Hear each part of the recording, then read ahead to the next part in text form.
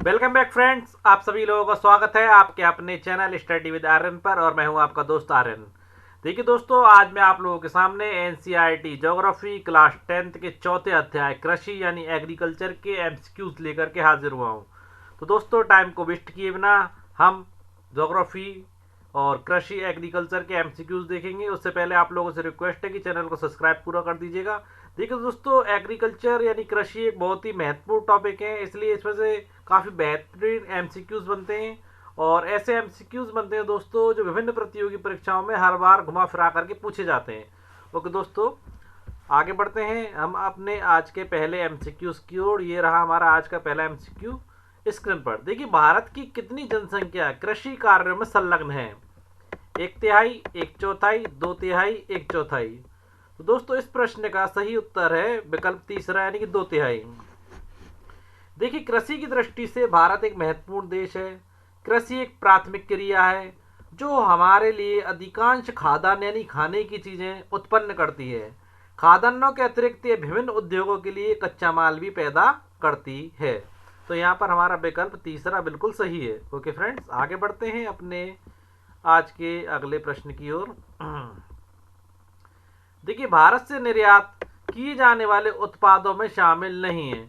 देखिए, आयात जो होता है जो हम मंगाते हैं, निर्यात जो हम बाहर बेचते हैं। तो प्रश्न पूछ रहा है भारत से निर्यात किए जाने वाले उत्पादों में शामिल नहीं है। पहला विकल्प चाय, दूसरा कॉफी, तीसरा मसाले, चौथा खाद्य तेल। इस प्रश्न का उत्तर है खाद्य तेल।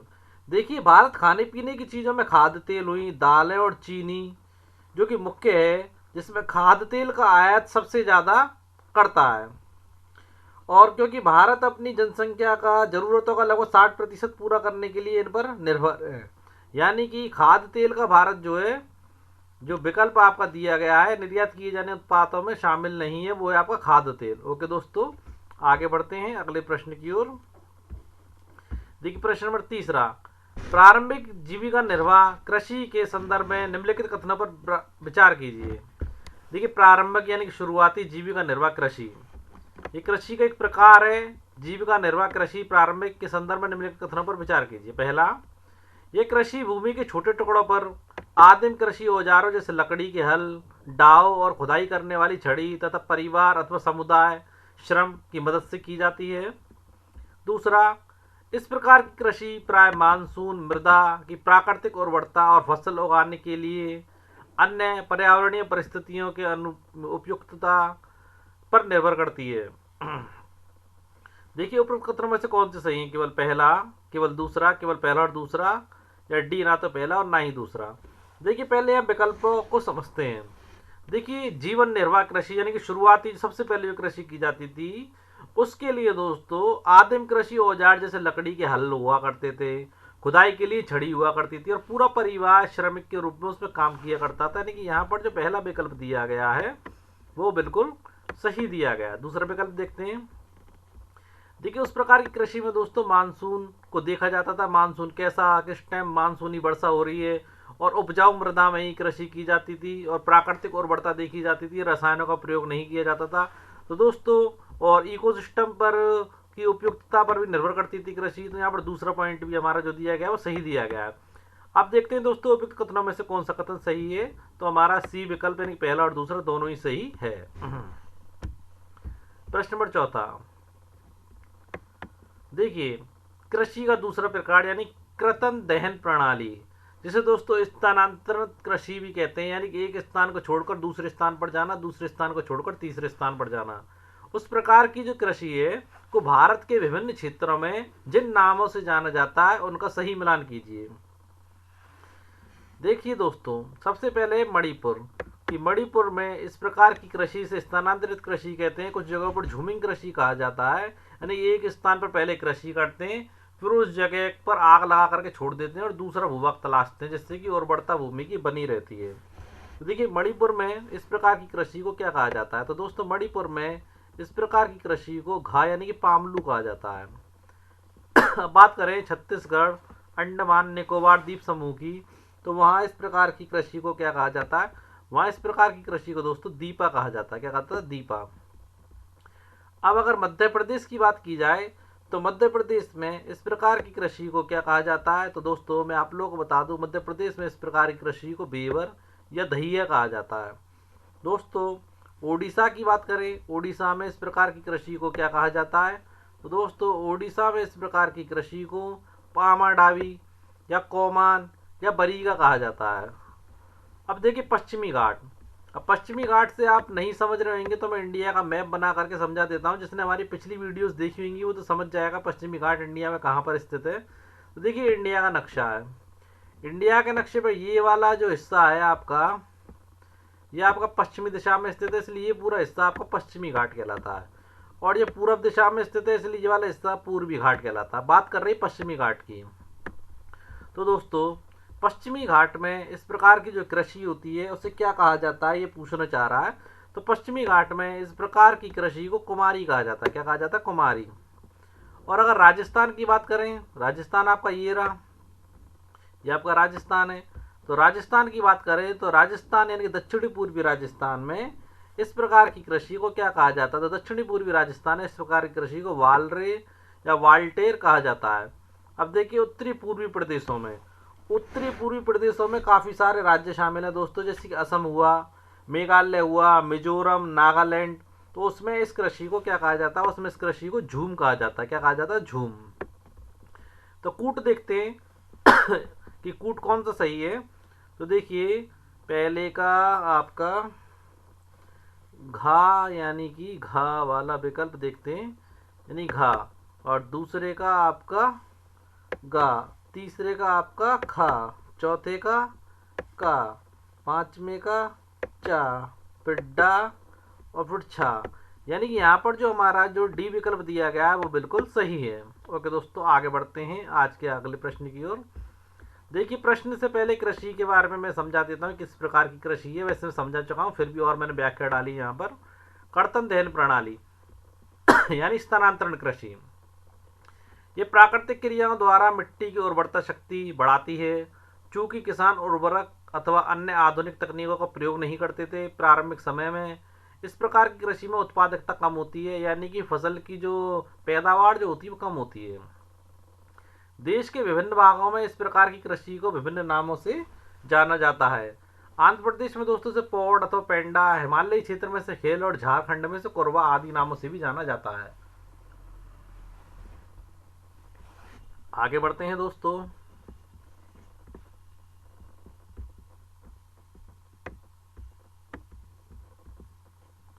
देखिए आज का अगला प्रश्न, कृषि के प्रकार कर्तन दहन प्रणाली को विश्व के विभिन्न देशों में जिन नाम से जाना जाता है उसको सही मिलान कीजिए।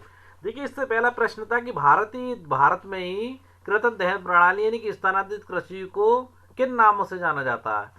अब प्रश्न थोड़ा चेंज हो गया है कि विश्व के विभिन्न देशों में इस प्रकार की कृषि को किस नामों से जाना जाता है। तो देखिए मैक्सिको और मध्य अमेरिका, ये मैक्सिको और मध्य अमेरिका में इस प्रकार की कृषि को किस नाम से जाना जाता है। तो दोस्तों मैक्सिको और मध्य अमेरिका में इस प्रकार की कृषि को मिल्पा के नाम से जाना जाता है।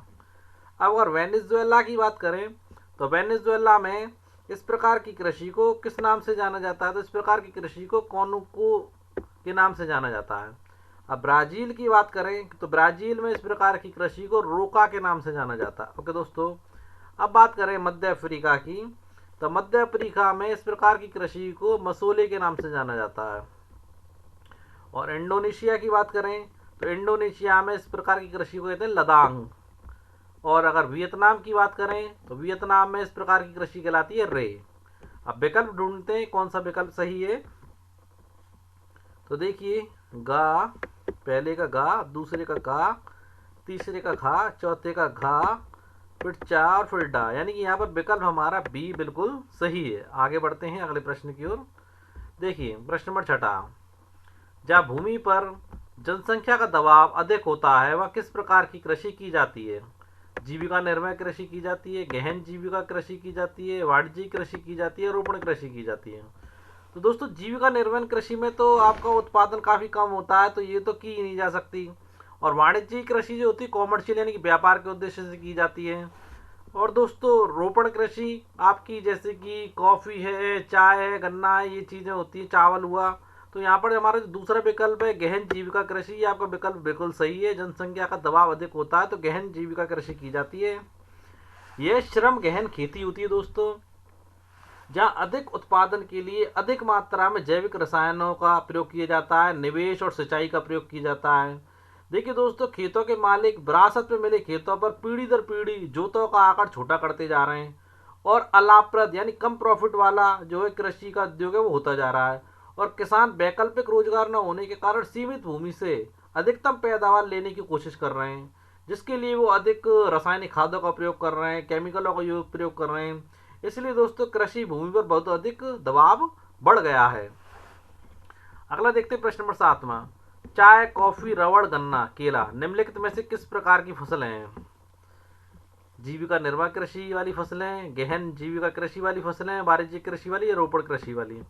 तो दोस्तों इसका प्रश्न का उत्तर तो मैं अभी थोड़ी देर पहले आपको दे चुका। चाय, कॉफी, रबड़, गन्ना, केला ये सारी की सारी आपकी रोपड़ कृषि वाली फसलें हैं। देखिए ये ऐसी कृषि होती है जिसमें खेती में लंबे चौड़े क्षेत्र में एकल फसल बोई जाती है। रोपड़ कृषि उद्योग और कृषि के बीच एक आपकी एक कड़ी माना जाता है।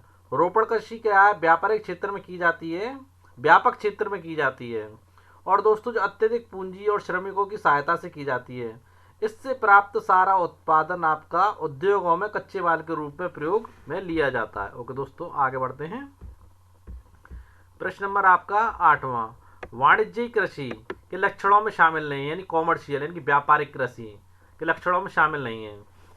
आधुनिक निवेश शामिल नहीं है, अधिक पैदावार देने वाले बीज शामिल नहीं है, या रासायनिक उर्वरक एवं कीटनाशकों के प्रयोग से उच्च पैदावार प्राप्त करना, या स्थान बदलकर कृषि करना। तो दोस्तों यहाँ पर जो विकल्प चौथा है वो बिल्कुल गलत है। स्थान बदलकर कृषि करने से तो दोस्तों काफी कम उत्पादन होता है, स्थानांतरित कृषि कहते हैं इसको।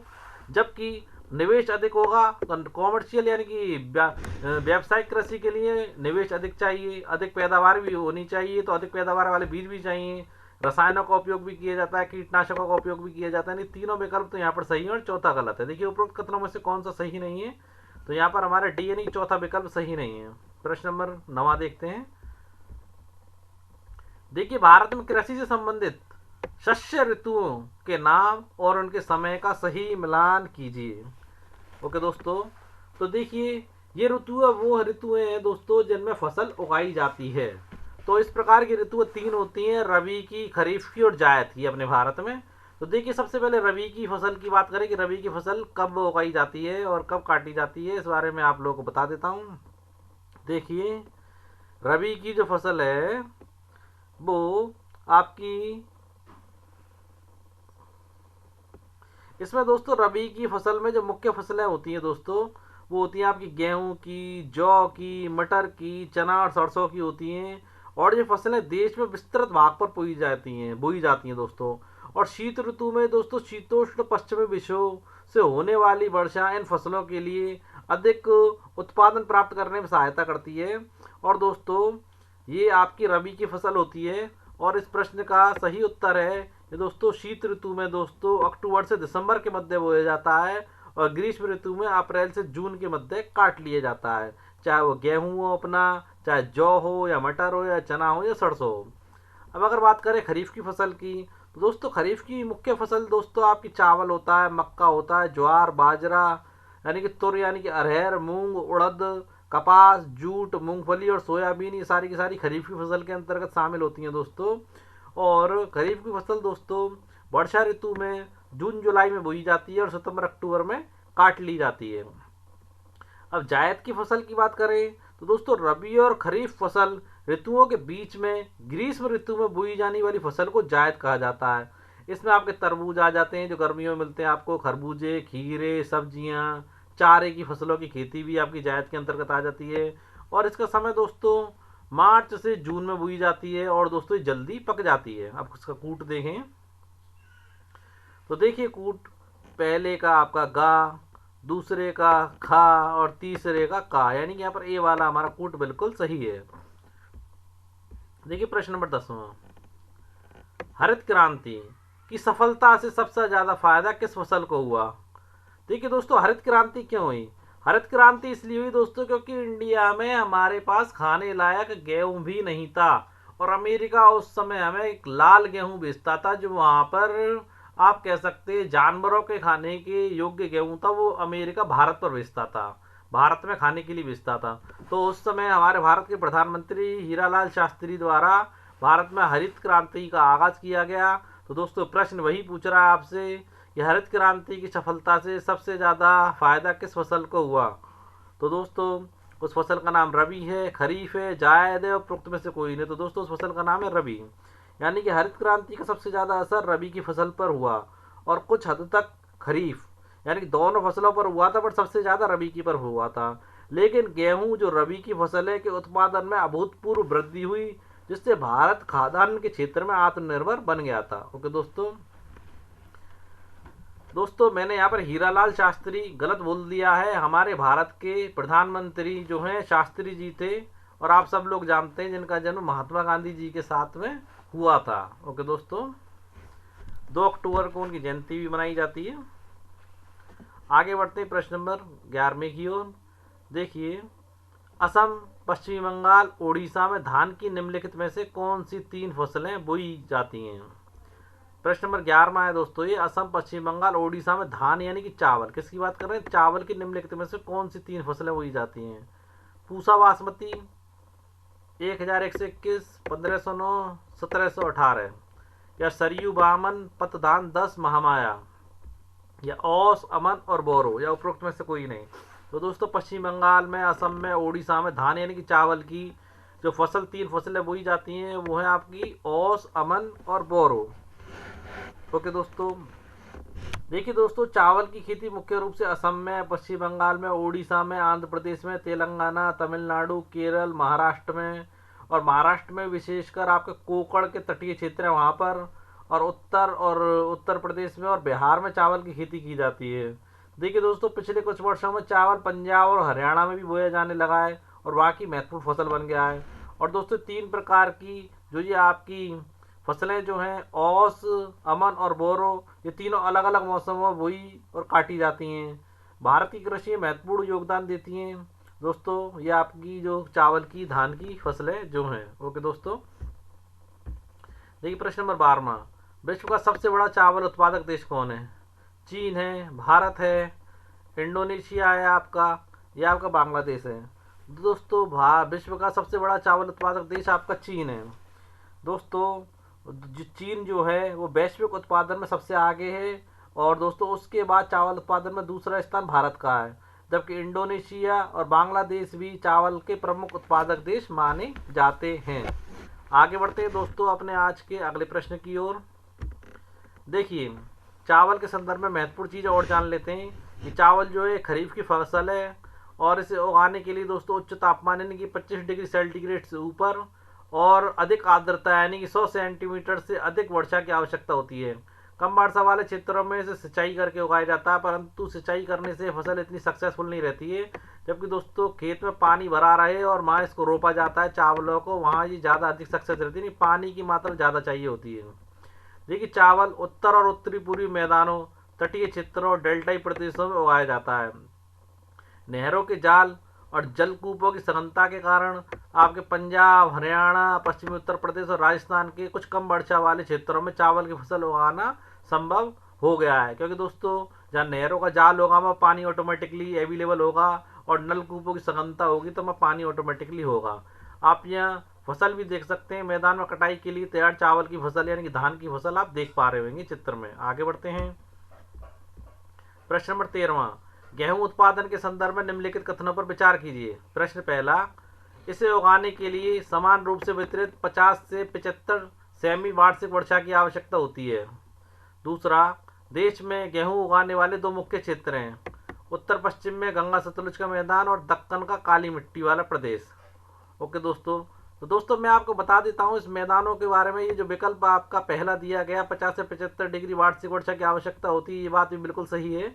और अगर बात करें कि आपकी गेहूं उगाने वाले 2 प्रमुख क्षेत्रों की बात अगर की जा रही है, तो ये उत्तर पश्चिम में गंगा सतलुज का मैदान। तो देखिए दोस्तों, ऊपर वाला जो हिस्सा है हमारा ये हिमालय पर्वतीय प्रदेश है, और बीच वाला ये जो हिस्सा है जो मैंने लाइन काटी है, ये आपका उत्तरी पश्चिमी जो गंगा सतलुज का मैदान है दोस्तों, जो आपका सबसे ज़्यादा कृषि प्रधान क्षेत्र के अंतर्गत आता है। और अगर दक्कन की बात करें तो दोस्तों दक्कन के पठार की बात कर रहा है, यानी कि ट्रायंगल स्वरूप जो नीचे की तरफ का हिस्सा है, यहाँ पर काली मिट्टी पाई जाती है जो गेहूं उत्पादन के लिए सबसे अधिक उपयोगी है। तो दोस्तों दोनों विकल्प यहाँ पर सही है, गेहूं के उत्पादन में दोनों चीज़ों का होना आवश्यक है। और देखिए पंजाब, हरियाणा, उत्तर प्रदेश, मध्य प्रदेश, बिहार और राजस्थान के कुछ भाग गेहूं पैदा करने वाले मुख्य राज्य हैं, ये बात भी हमारी बिल्कुल सही है।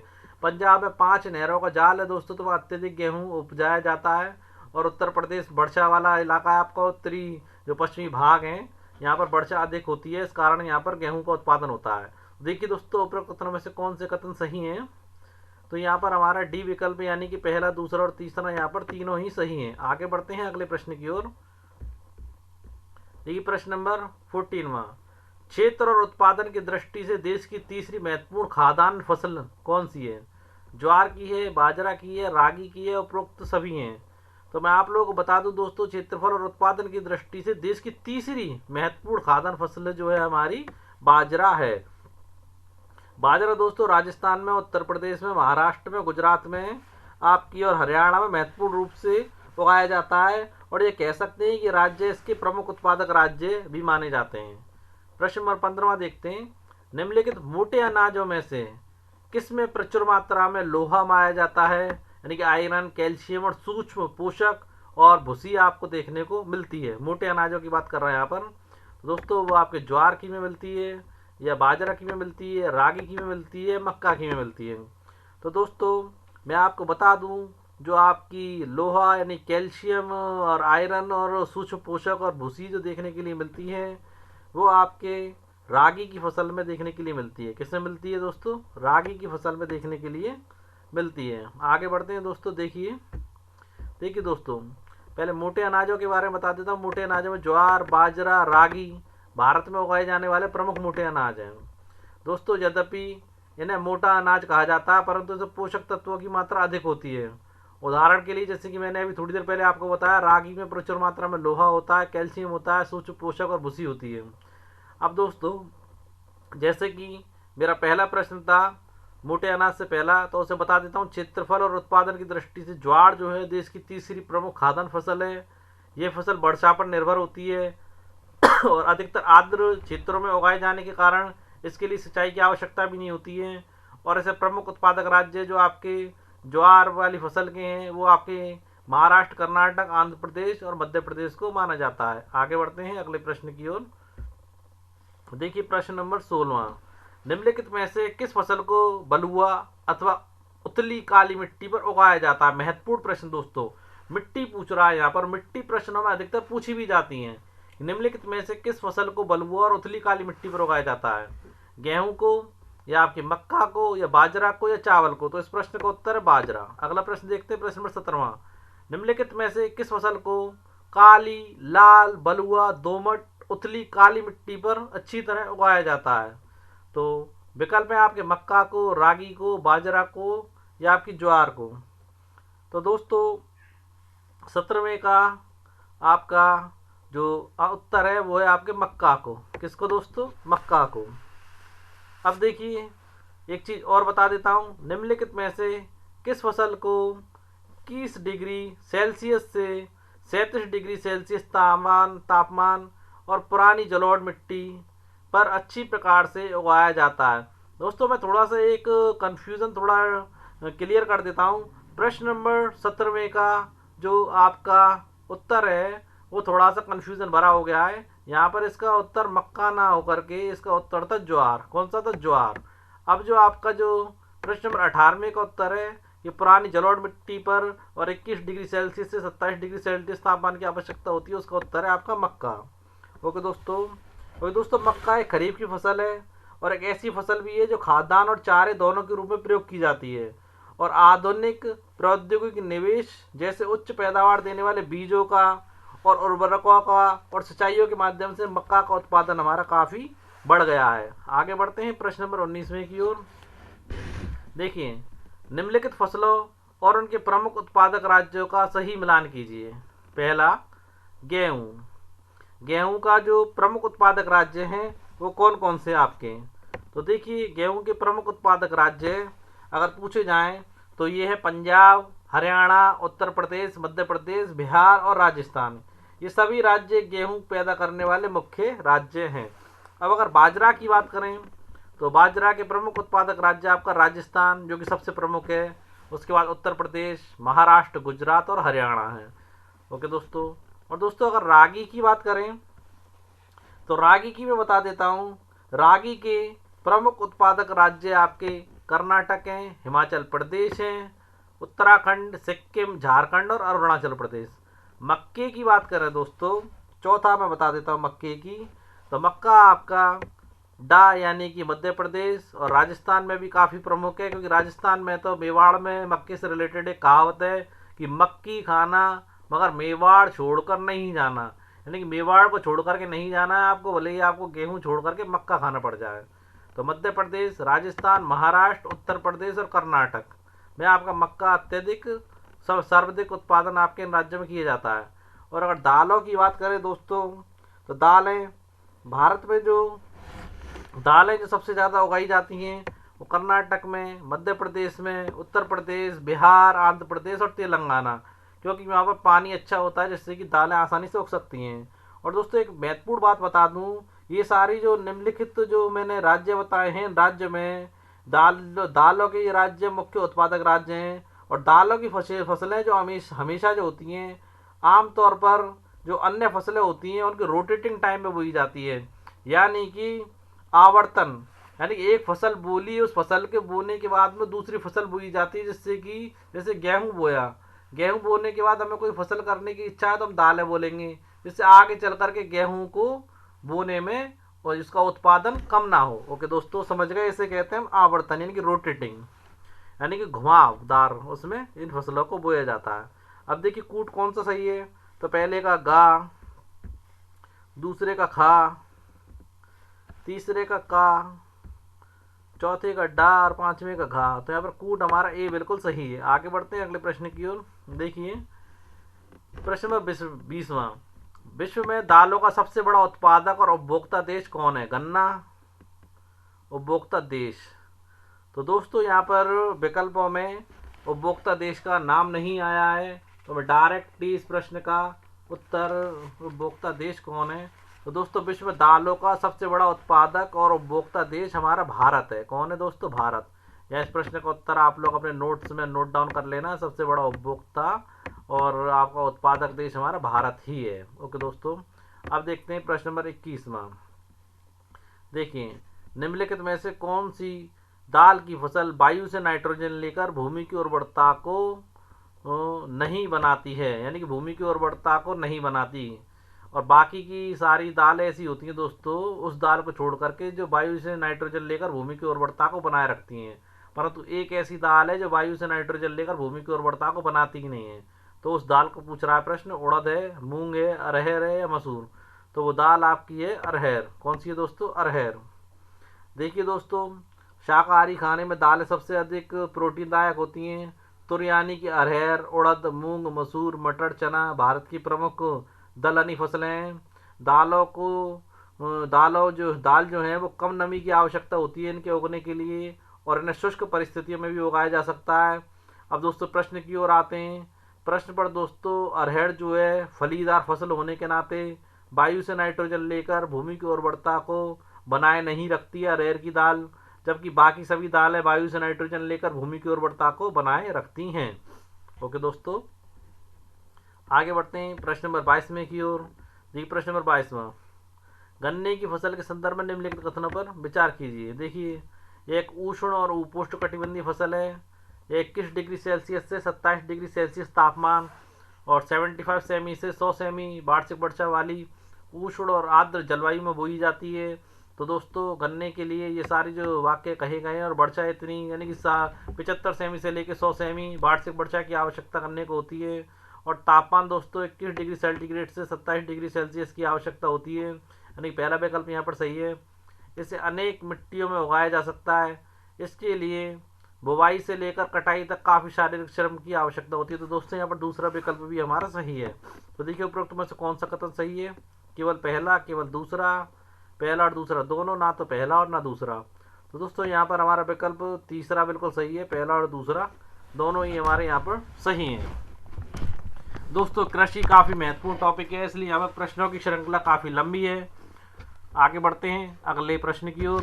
देखिए प्रश्न नंबर 23वां, विश्व में गन्ने का सबसे बड़ा उत्पादक देश कौन सा है? ब्राजील है, भारत है, इटली है या चीन है?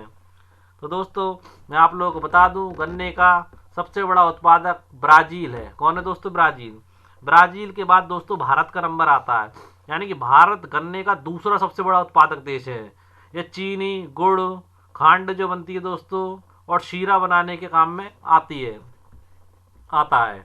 प्रश्न नंबर 24वां, देश में मुख्य तिलहनों के कुल उत्पादन का आधा भाग निम्नलिखित में से किस फसल से प्राप्त होता है?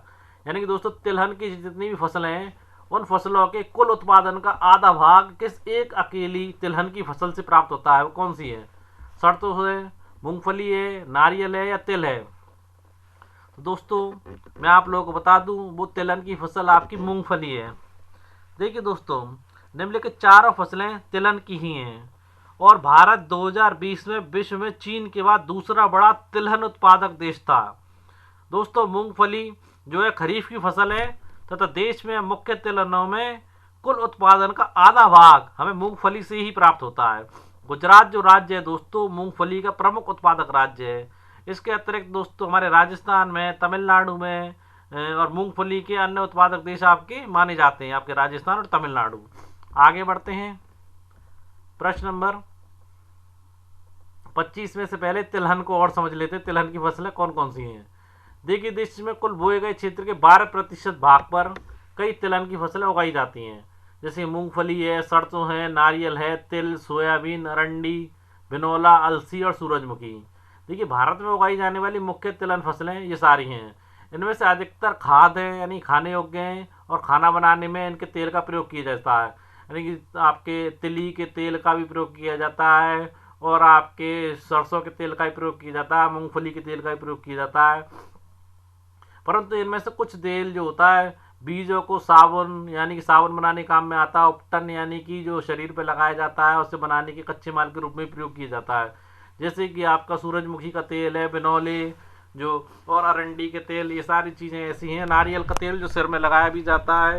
ओके दोस्तों ये ऐसे तेल है जो कच्चे माल के रूप में भी प्रयोग में लिए जाते हैं। अगर आप देख सकते हैं मैंने यहाँ पर चित्र लगाया, मैदान में कटाई के लिए तैयार मूंगफली, सूरजमुखी और आपकी सरसों। दोस्तों एक महत्वपूर्ण इंपॉर्टेंट प्रश्न यहाँ पर आपको मौखिक रूप से बता देता हूँ, भारत में राष्ट्रीय सरसों अनुसंधान कहाँ स्थित है? तो दोस्तों भारत में राष्ट्रीय सरसों अनुसंधान केंद्र आपके राजस्थान के भरतपुर जिले में स्थित है। इस प्रश्न को भी नोट डाउन कर लेना आप। देखिए प्रश्न नंबर 25वां, निम्नलिखित में से कौन सी फसल उत्तरी भारत में खरीफ की एवं दक्षिणी भारत में रबी की फसल कहलाती है? दोस्तों बड़ा ही महत्वपूर्ण प्रश्न है कि फसल एक ही है परंतु उत्तरी भारत में उसे खरीफ की कहते हैं और दक्षिणी भारत में उसे रबी की फसल कहते हैं। कौन सी फसल है दोस्तों? रबी की या आपकी अरंडी की या आपकी तिल की या उपरोक्त में से कोई नहीं। तो दोस्तों उस फसल का नाम है तिल की फसल।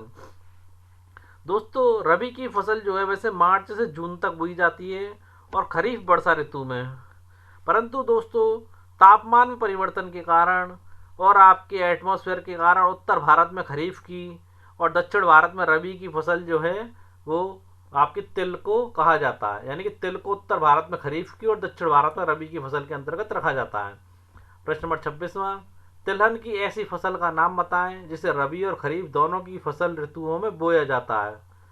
ओके दोस्तों तो उस फसल का नाम है आपका सरसों, अरंडी, तिल या अलसी। देखिए दोस्तों दोनों ही प्रश्न अच्छे हैं। तिलहन की ऐसी फसल का नाम पूछ रहा है जिसे रबी और खरीफ दोनों ही फसल ऋतुओं में बोया जाता है। ऊपर वाला प्रश्न तो कह रहा था कि भारत के दो, देखिए समझाता हूँ थोड़ा सा ब्रीफ करके, ये हमारा इंडिया हो गया, दोनों प्रश्नों में अंतर है। देखिए इस प्रश्न में हमने ये लकीर काटी तो ये हमारी पूर्व दिशा हो गई, ये पश्चिम दिशा हो गई, ऊपर की तरफ उत्तर दिशा हो गई और नीचे की ओर दक्षिण दिशा हो गई। तो तिल एक ऐसी फसल है दोस्तों जो उत्तर भारत यानी कि ऊपर वाले इस वाले एरिए में खरीफ की फसल कहलाती है और नीचे वाले एरिए में रबी की फसल कहलाती है। अब प्रश्न दूसरा क्या है कि तिलहन की एक ऐसी फसल का नाम बताएं जिसे रबी और खरीफ दोनों ही फसल कहा जाता है, यानी कि रबी प्लस खरीफ की फसल कहा जाता है, वो फसल आपकी कौन सी है? तो उसका नाम है दोस्तों अरंडी। कौन सी है दोस्तों? अरंडी। ओके दोस्तों, उम्मीद है आप लोग समझ गए होंगे। अलसी और सरसों भी रबी की फसलों के अंतर्गत ही शामिल की जाती हैं, परंतु अरंडी ऐसी फसल है जिसे रबी और खरीफ दोनों ही फसल की जो ऋतुएं होती हैं उसके अंतर्गत ऐसे बोया जाता है। आगे बढ़ते हैं अगले प्रश्न की ओर। देखिए प्रश्न नंबर 27वां, रोपण फसल चाय के संदर्भ में निम्नलिखित कथनों पर विचार कीजिए। यह पौधा उष्ण और उपोष्ण कटिबंधीय जलवायु, ह्यूमस और जीवांश युक्त गहरी मिट्टी और सुगम जल निकासी वाले ढलाव क्षेत्र में भलीभांति उगाया जाता है। तो दोस्तों ये बात बिल्कुल सही है। दोस्तों इसकी जो झाड़ियाँ होती हैं यानी कि चाय के पौधे की झाड़ियों को उगाने के लिए वर्ष भर उष्ण, नम और पाला रहित जलवायु की आवश्यकता होती है। यानी कि चाय से संबंधित यहाँ पर जो दोनों पॉइंट दिए गए हैं वो बिल्कुल सही दिए गए हैं। तो उपरोक्त कथनों में से कौन सा कथन सही है? तो दोस्तों यहाँ पर सी सही है, यानी कि पहला और दूसरा दोनों ही यहाँ पर हमारे बिल्कुल सही हैं। देखिए चाय की कोमल पत्तियों में विकास के लिए, चाय की कोमल पत्तियों के विकास के लिए यानी कि पूरी साल समान रूप से होने वाली वर्षा की बौछारें काफ़ी सहायक मानी जाती हैं। और वैसे भी दोस्तों चाय के लिए काफ़ी श्रमिकों की आवश्यकता होती है, तो इसे एक श्रम सघन उद्योग कहा जाता है। इसके लिए प्रचुर मात्रा में सस्ता और कुशल श्रमिक चाहिए होता है। चाय के मुख्य उत्पादक क्षेत्रों में दोस्तों आपका असम, पश्चिम बंगाल, दार्जिलिंग, जलपाईगुड़ी की पहाड़ियाँ और तमिलनाडु और केरल काफ़ी उत्पादक राज्य माने जाते हैं। इसके अलावा दोस्तों हिमाचल प्रदेश, उत्तराखंड, मेघालय, आंध्र प्रदेश, त्रिपुरा आदि राज्यों में भी चाय हमारी जो है वो उगाई जाती है। आगे बढ़ते हैं दोस्तों, प्रश्न नंबर 28वां। देखिए सन 2020 में निम्नलिखित में से किन फसलों के उत्पादन में भारत चीन के बाद दूसरे स्थान पर था? चाय, कॉफ़ी, फल और सब्जियां और तिलहन। उपरोक्त कथनों में से कौन सा सही है? केवल पहला यानी कि चाय, या केवल दूसरा कॉफ़ी, या आपका तीसरा यानी कि चाय और फल और सब्जियां, या डी वाला विकल्प आपका यानी कि चाय, फल, सब्जियां और तिलहन। तो दोस्तों मैं आपको बता देता हूँ 28 में का हमारा जो विकल्प है डी बिल्कुल सही है, क्योंकि दोस्तों हमारा भारत 2020 में इन फसलों के उत्पादन में चाय में और फल और सब्जियों और तिलहन में चीन के बाद दूसरे स्थान पर था। और अगर कॉफ़ी की बात करें दोस्तों तो कॉफ़ी के बारे में बता देता हूँ, कॉफ़ी उत्पादन में जो ब्राज़ील है विश्व में अग्रणी माना जाता है। आगे बढ़ते हैं आज के अगले प्रश्न की ओर। देखिए प्रश्न नंबर 29वां, भारत में किस किस्म की कॉफ़ी पैदा की जाती है? बहुत ही अच्छा और इंटरेस्टेड प्रश्न और इम्पोर्टेंट प्रश्न है दोस्तों। भारत में किस किस्म की कॉफ़ी पैदा की जाती है? Arabica, robusta, liberica, excelsa. Okay दोस्तों, तो बता दो इस प्रश्न का सही उत्तर है आपकी अरेबिका। देखिए दोस्तों भारतीय कॉफ़ी जो है अपनी गुणवत्ता के लिए विश्वविख्यात है। हमारे देश में अरेबिका किस्म की कॉफ़ी पैदा की जाती है जो आरंभ में यमन से आई थी। इस किस्म की कॉफ़ी की विश्व भर में काफ़ी अधिक मांग होती है और इसकी कृषि की शुरुआत दोस्तों बाबा बदून पहाड़ियों से हुई और आज भी इसकी खेती नीलगिरी की पहाड़ियों के आसपास कर्नाटक, केरल और तमिलनाडु में की जाती है। और दोस्तों वैसे तो कॉफ़ी की काफ़ी सारी किस्में हैं, परंतु भारत में जो है वो अरेबिका किस्म की कॉफ़ी पैदा की जाती है। प्रश्न नंबर 30वां, रबड़ की फसल के लिए निम्नलिखित में से किस प्रकार की जलवायु की आवश्यकता होती है? उच्च तापमान, हल्की वर्षा या सिंचाई? 210 पाला रहित दिन और खिली धूप की आवश्यकता होती है, या फिर दोस्तों 200 सेमी से अधिक वर्षा और 25 डिग्री सेल्सियस से अधिक तापमान वाली नम और आर्द्र जलवायु की आवश्यकता होती है? उपरोक्त दोनों प्रकार की, उपरोक्त में से कोई नहीं। तो दोस्तों मैं आप लोगों को बता दूं रबड़ के लिए हमारा दूसरा विकल्प यहाँ पर सही है, यानी कि 200 सेमी से अधिक वर्षा और 25 डिग्री सेल्सियस से अधिक तापमान वाली नम और आर्द्र जलवायु की आवश्यकता रबड़ की फसल के लिए होती है। देखिए दोस्तों रबड़ एक महत्वपूर्ण कच्चा माल है जो उद्योगों में इस्तेमाल किया जाता है। इसे मुख्य रूप से केरल में, तमिलनाडु में, कर्नाटक में और अंडमान निकोबार द्वीप समूह और मेघालय में गारो पहाड़ियों में उगाया जाता है। ओके दोस्तों आगे बढ़ते हैं अगले प्रश्न की ओर। देखिए अगला प्रश्न हमारा आज का रबड़ के बारे में बताया दोस्तों मैंने। आगे बढ़ते हैं यहाँ पर। देखिए अगला प्रश्न, प्रश्न नंबर 31वां, निम्नलिखित में से कौन सी रेशेदार फसल मिट्टी में फसल उगाने से तैयार नहीं होती? बड़ा ही इंपॉर्टेंट और बेहतरीन प्रश्न। ये ऐसी रेशेदार फसल का नाम बताएं जो मिट्टी में फसल उगाने से तैयार नहीं होती। कपास है, जूट है, सन है या रेशम है? तो दोस्तों पहले तो मैं ये बता दूं आपको, या जितनी भी चारों विकल्प दिए गए सभी रेशेदार फसल हैं, परंतु इसमें से 3 ऐसी फसल है जो मिट्टी में तैयार होती हैं, यानी मिट्टी से उपजती हैं, परंतु एक ऐसी फसल है जो मिट्टी के द्वारा नहीं उपजती। दोस्तों जो मिट्टी के द्वारा नहीं उपजती वो आपकी है रेशम। बाकी कपास यानी कि रुई, जूट और सन, ये सारी की सारी मिट्टी से फसल के रूप में उगती हैं। अब दोस्तों रेशम मिट्टी से क्यों नहीं उगती है उसके बारे में मैं आप लोगों को बता दूं।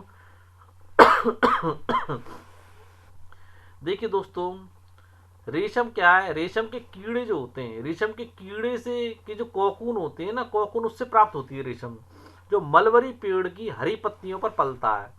रेशम उत्पादन के लिए रेशम के कीड़ों के पालन की आवश्यकता होती है, जिसे रेशम उत्पादन ही सेरीकल्चर कहा जाता है। इसलिए जो रेशम है जो मिट्टी के द्वारा उगता नहीं है। ओके दोस्तों, मैंने पीछे इसकी व्याख्या भी लगाई है, वो मैं आपको थोड़ा दूसरे प्रश्न के बाद समझाऊंगा, क्योंकि प्रश्न नंबर 31 और प्रश्न नंबर 32 दोनों की व्याख्या लगाई है मैंने। देखिए, निम्नलिखित में से किसे सुनहरा रेशा कहा जाता है, कपास को, जूट को, सन को या रेशम को। तो दोस्तों सुनहरा रेशा आपका जूट को कहा जाता है। अब देखिए इन दोनों प्रश्नों की व्याख्या समझ लीजिए थोड़ी सी। देखिए रेशम क्या है, रेशम के कीड़े जिसे सिल्क वर्म कहते हैं कि कोकून को हिंदी भाषा में कोया या कोकून ही कहते हैं, जो रेशम कीट के लार्वा यानी कैटरपिलर द्वारा बनाया गया एक सुरक्षात्मक आवरण होता है, जिसमें वह प्यूपा अवस्था में बदलता है और इसी रेशेदार खोल से कीमती रेशम निकलती है। अगर एक क्लिष्ट भाषा समझ नहीं आई तो कैसे बनता है, नॉर्मली समझा देता हूँ। देखिए, रेशम कीट अपने सिर को एट की यानी कि जो एट होता है इसकी आकृति में घुमाकर एक तरल पदार्थ निकालता है, जो हवा के संपर्क में आकर सूख जाता है और सूखने से रेशमी धागा बन जाता है, जैसे कोकून कहते हैं। ओके दोस्तों, इससे रेशम बनती है। अब जूट के बारे में बता दूं, जिसे सुनहरी रेशा कहा जाता है। जूट की फसल बाढ़ के मैदानों में जल निकासी वाली उर्वरक मिट्टी में उगाई जाती है। और दोस्तों जूट की फसल के लिए ऐसी मृदा की आवश्यकता होती है दोस्तों जहाँ हर वर्ष बाढ़ से आई नई मिट्टी जमा होती है। इसकी ग्रोथ के लिए दोस्तों समय, उच्च तापमान की आवश्यकता होती है। और पश्चिम बंगाल में, बिहार में, असम में, ओडिशा तथा मेघालय जूट के प्रमुख उत्पादक राज्य हैं। जूट से दोस्तों चटाई बनाई जाती है, रस्सी बनाई जाती है, धागे बनाए जाते हैं, गलीचे बनाए जाते हैं, काफ़ी सारे काम आपके जूट से किए जाते हैं। आगे बढ़ते हैं दोस्तों। देखिए प्रश्न नंबर 33वां, भारत में व्यापक भूमि विकास कार्यक्रम निम्नलिखित में से किन दशकों में प्रारंभ किया गया था? 1980 से 1990 के दशकों में, 1960 से 1970 के दशकों में, 1970 से 1980 के दशकों में, या आपके 1990 से 2000 के दशकों में। तो इस प्रश्न का सही उत्तर मैं आपको बता दूं कि 1980 से 1990 के दशकों में भारत में व्यापक भूमि विकास कार्यक्रम प्रारंभ किया गया था। क्यों किया गया था दोस्तों? जिससे उपज को बढ़ाया जा सके और जो जनसंख्या का जो दबाव बढ़ रहा था कृषि पर उसको कम किया जा सके। देखिए दोस्तों, 1980 और 1990 के दशकों में संस्थागत और तकनीकी सुधारों पर आधारित था आपका भारत में व्यापक भूमि विकास कार्यक्रम। और इस दिशा में उठाए गए कदम कुछ महत्वपूर्ण कदमों में जैसे कि सूखा शामिल था, बाढ़, चक्रवात, आग तथा बीमारी के लिए फसल बीमा के प्रावधान किए गए, किसानों को कम दर पर दोस्तों लोन की सुविधाएं प्रदान की गई, ग्रामीण बैंकें, सहकारी समितियां और बैंक की स्थापना जैसे महत्वपूर्ण कामों को इसके अंतर्गत सम्मिलित किया गया, जिससे बढ़ती जनसंख्या के लिए आजीविका प्रदान करने वाली कृषि में सुधार किए जा सकें। इसी प्रोग्राम के तहत ही दोस्तों ट्रैक्टरों का विकास हुआ, कटर मशीनों का विकास हुआ, जमींदारों से जमीन ली गई और छोटे किसानों को जमीनों को दिया गया। ओके दोस्तों, देखिए दोस्तों आगे बढ़ते हैं आज के अपने प्रश्न की ओर। काफी महत्वपूर्ण और आज का अंतिम प्रश्न देखिए, निम्नलिखित में से रक्तहीन क्रांति किसे कहा जाता है? दोस्तों आज की वीडियो में हमारे सारे बड़े महत्वपूर्ण प्रश्न शामिल थे, तो वीडियो को आप लोग अच्छे से देखिएगा, पूरी स्टडी कीजिएगा। देखिए, निम्नलिखित में से रक्तहीन क्रांति किसे कहा जाता है? भूदान को, ग्रामदान को, उपरोक्त दोनों को, उपरोक्त में से कोई नहीं। तो दोस्तों रक्तहीन क्रांति आपके भूदान और ग्रामदान दोनों को कहा जाता है। अब क्यों कहा जाता है समझ लीजिए। देखिए दोस्तों, महात्मा गांधी के शिष्य थे जिनका नाम था विनोबा भावे, जिन्होंने उनके सत्याग्रह में सबसे अधिक निष्ठावान सत्याग्रही की तरह भाग लिया था। और महात्मा गांधी जी ने विनोबा भावे जी को अपना आध्यात्मिक उत्तराधिकारी घोषित किया था। गांधी जी के ग्राम स्वरोजगार अवधारणा में उनकी गहरी आस्था थी, यानी कि विनोबा भावे जी की। तो गांधी जी की शहादत के बाद यानी कि उनकी मृत्यु के बाद उनके संदेश को लोगों तक पहुंचाने के लिए विनोबा भावे जी ने लोग पूरे देश की पद यात्रा यानी पैदल यात्रा की। पर एक बार जब आंध्र प्रदेश के एक गांव पोचमपल्ली में बोल रहे थे तो कुछ भूमिहीन गरीब ग्रामीण थे, तो उन्होंने उनसे अपने आर्थिक भरण पोषण के लिए भूमि की मांग कर दी। अचानक से मांग हुई दोस्तों। तो विनोबा भावे ने उनसे तुरंत कोई वादा तो नहीं किया, क्योंकि उनके हाथ में ऐसा कुछ था भी नहीं, परंतु उन्होंने उनको आश्वासन दिया यदि वे सहकारी खेती करें, यानी कि मिलकर के खेती करें सहकारी, तो भारत सरकार से बात करके उनके लिए ज़मीन मुहैया कराएंगे। दोस्तों अचानक तभी वहाँ पर मंच पर बैठे रामचंद्र रेड्डी जी उठ खड़े हुए और उन्होंने वहाँ के 80 जो भूमिहीन ग्रामीण थे उनको 80 एकड़ भूमि बांटने की पेशकश की। दोस्तों इस चीज को ही भूमिदान के नाम से जाना गया। बाद में विनोबा भावे ने यात्राएं की और अपना ये विचार पूरे भारत में फैलाया। दोस्तों कुछ जमींदारों ने, जो अनेक गांवों के मालिक थे, उन्होंने भूमिहीन कृषकों को पूरे गांव देने की पेशकश भी की। तो जिन्होंने पूरे गांव देने की पेशकश की उन्हें ग्रामदान कहा गया। परंतु कुछ जमींदारों ने तो भूमि सीमा कानून से बचने के लिए अपनी भूमि का एक हिस्सा दान किया था। और दोस्तों विनोबा भावे द्वारा शुरू किए गए इस भूदान ग्रामदान आंदोलन को ही रक्तहीन क्रांति का नाम दिया गया है। तो दोस्तों आज की हमारी वीडियो आप लोगों को कैसी लगी कमेंट में बताना बिल्कुल भी ना भूलें।